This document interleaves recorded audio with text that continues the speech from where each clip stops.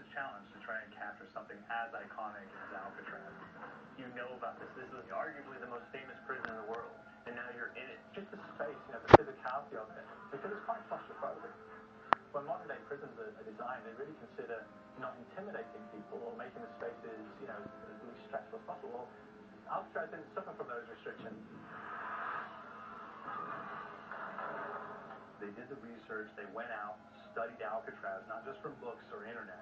They were actually there to feel the environment, so it really sets a mood that gets you a little spooked.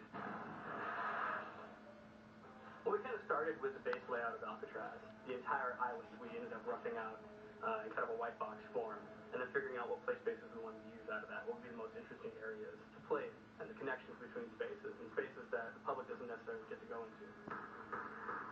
We really did a lot of pushing to really enhance that psychological horror aspect that we're really looking for, and this is a really good opportunity to really tell something special. I think I stuck right to the gate to hell. This time around, I feel like it's been identified that there are these side missions that you're going to go out and try to accomplish. Al and the rest of the groups put together this escape plan, but the point is to get the parts and assemble this plane so they can get off the island. We did something new for the first time. We have actually contextual music that goes off. That's the first for zombies.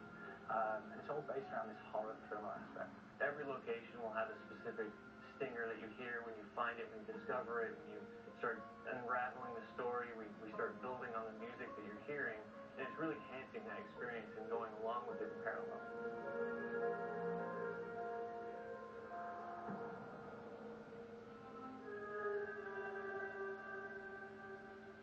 Because we wanted to embrace this kind of horror thriller element, we wanted character actors, guys who could really embody someone and then convey emotion. So that's why we went for guys like Ray Liotta, getting in that kind of guy. You know, we wanted a frantic nature. So he played a character called Billy Hanson, who's this kind of psychopath who was employed by the mob to kill people in interesting ways. Chad Palminteri, he played a guy called Sal DeLuca, an old mob boss. Michael Madsen playing Vin O'Leary. He's kind of worked himself from the floor, you know, from the streets. He's got his hands dirty and blood in the guts a couple of times. And then we had Joe Pantoliano, and he plays Arthur Arlington, who's nicknamed the Weasel. Those guys, they bring a quality and a subtlety and timing that you can't really identify or try to recreate. Bring it on! Dirtbag!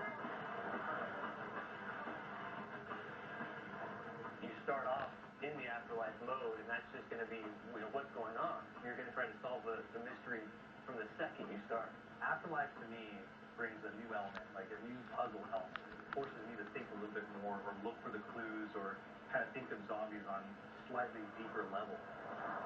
You see clues throughout the map that tell you, ooh, perhaps if I'm in the afterlife, I can interact with this object, or there's some puzzle going on here that I need to be in the afterlife. Jackie, I wiped a dirty dentist with one of these. Took forever. Alcatraz has a Civil War kind of fort background before it turned into a penitentiary.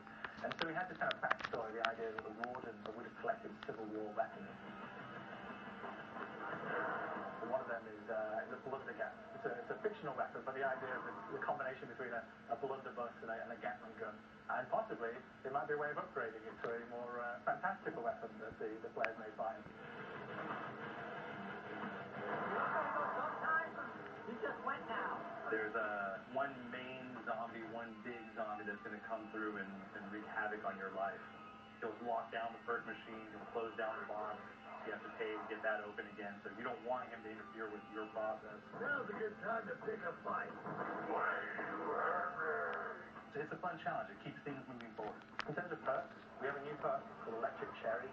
When you reload, it gives a shock around, which scales over time. Who's asking for his big balls? There's so much to experience in this map. Every time I play it, there's a new tactic to take, a new experience, a new objective to go for.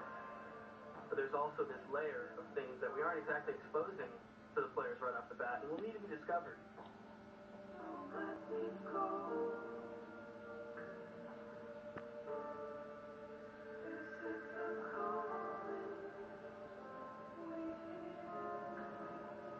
We've got the undead in there, we've got these historical elements, and these fantastic actors all seem to be and piece each other in this kind of same world. So it's magical, and our team is incredibly excited by it.